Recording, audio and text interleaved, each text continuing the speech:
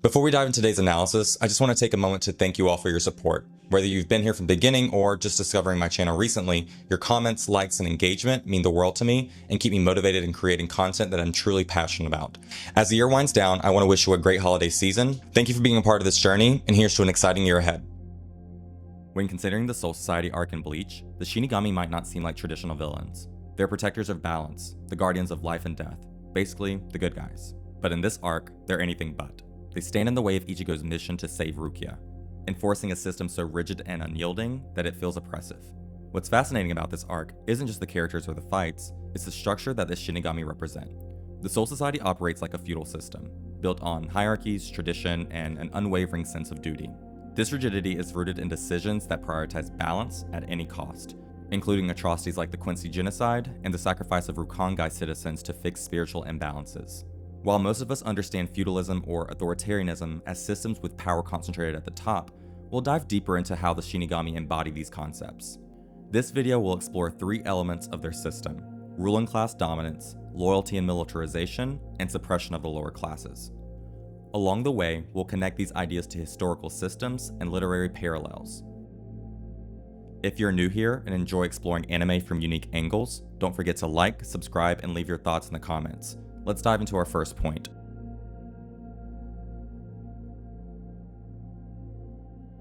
One of the most glaring aspects of the Soul Society structure is its ruling class. The noble families, and the institutions tied to them, wield immense power over everyone else. But what does that mean in practice? Take Byakuya Kuchiki. He's not just Rukia's older brother, he's the perfect symbol of this hierarchy. Byakuya's loyalty to the rules of nobility is so absolute that he's willing to let Rukia die rather than challenge tradition. This isn't about just one family's pride, it's about maintaining the status quo, no matter the cost. Byakuya represents the idea that the noble class must enforce order, even at the expense of personal emotions. Then there's the Central 46, the governing body overseeing the Soul Society's laws.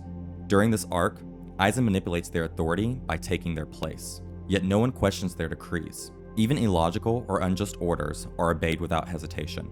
This blind faith in the ruling class allows Aizen's plan to unfold, highlighting how deeply rooted this system is.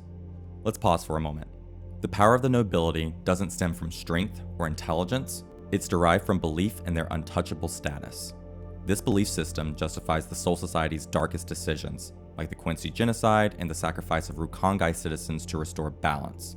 These acts aren't isolated, they're systemic, revealing an oppressive hierarchy built on unquestioned tradition. This setup mirrors real-life feudal systems, like those in medieval Japan. Under the Tokugawa shogunate, samurai upheld their lord's authority, even at personal cost. Byakuya's choice to prioritize tradition over his emotions directly reflects this feudal code of loyalty. We also see these themes echoed in George Orwell's Animal Farm. The pigs maintain control by convincing others their authority is essential for order. Like Animal Farm, the Soul Society's nobility enforces its dominance by framing their rules as necessary for balance. Both systems rely on belief in the ruling class to maintain order. When we look at Byakuya in the Central 46, it's clear Ichigo's rebellion isn't just about saving Rukia. It's about challenging the foundation of the Soul Society's hierarchy and proving that even the most rigid systems can be questioned.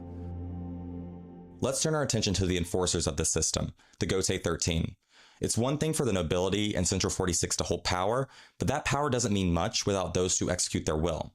The Shinigami, as the military force of the Soul Society, play a crucial role in upholding the hierarchy and ensuring its authority is respected. But what drives this unwavering loyalty? And why do these captains, lieutenants, and foot soldiers of the Gotei 13 follow orders even when they clash with their own morality? The answer lies with the culture of militarization, a system designed to demand obedience and suppress dissent. So let's dive into the second key element, loyalty and militarization, and explore how it strengthens the Shinigami's feudal hierarchy.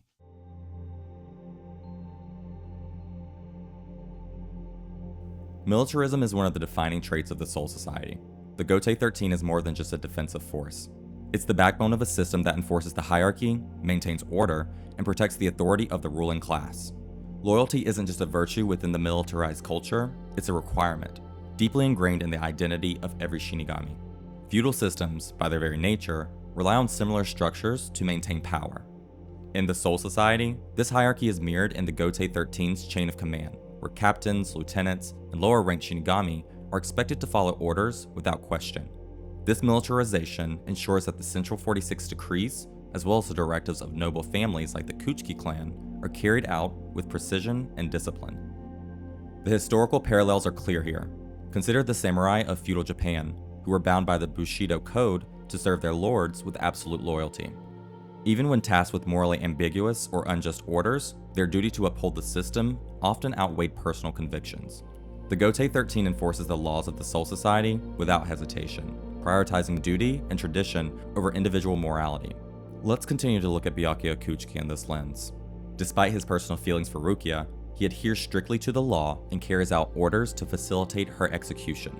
This adherence isn't simply about following the rules, it reflects a militarized mindset where obedience is equated with honor and discipline. Looking back at the genocide of the Quincy, this culture of loyalty enables the Soul Society to justify morally dubious actions. Framed as a necessary act to preserve balance, it was carried out with ruthless efficiency by the Gotei 13. In addition to that, the sacrifice of Rukongai residents during spiritual imbalances is seen not as a tragedy, but as a pragmatic solution to a systemic problem. These actions reveal the darker side of militarization, the willingness to devalue lives in service of the hierarchy. Even in moments of internal conflict, the loyalty ingrained in the Gotei 13 prevails.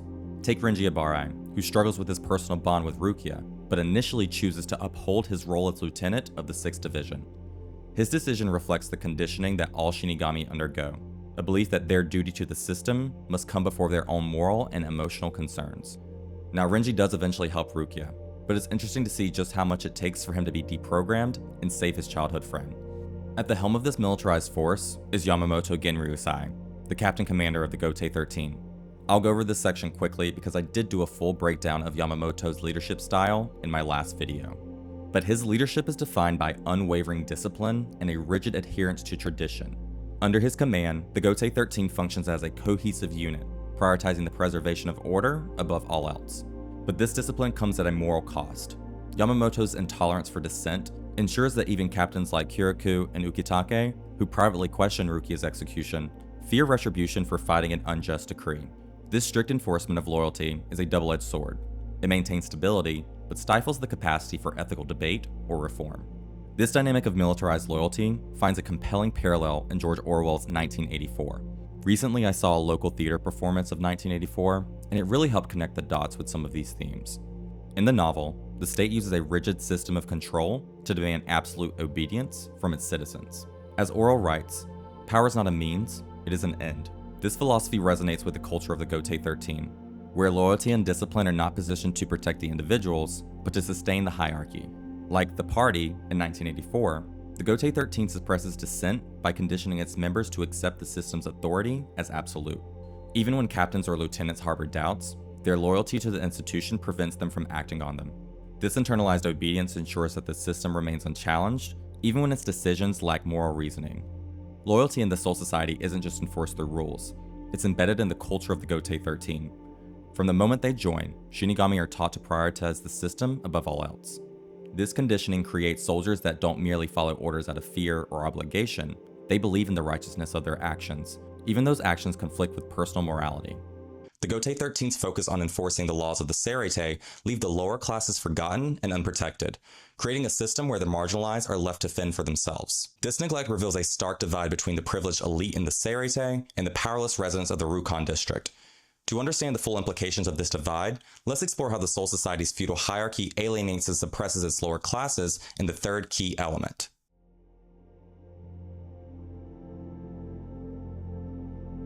The stark divide between the Seirete and the Rukongai reveals an extreme inequality that underscores the Soul Society's governance.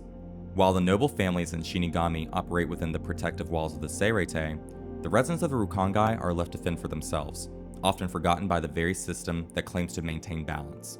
This neglect isn't incidental. It's the byproduct of a hierarchy that places the elite's preservation above all else.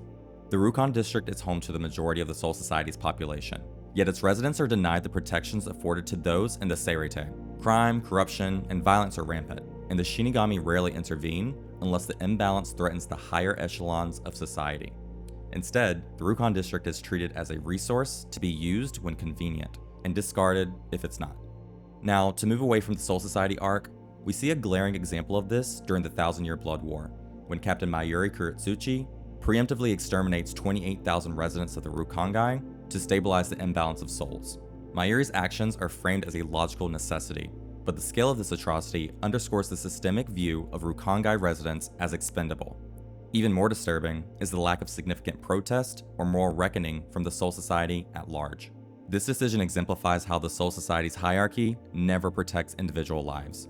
The Shinigami's efforts are focused almost exclusively on external threats and the Seirete itself, leaving the lower classes to govern themselves.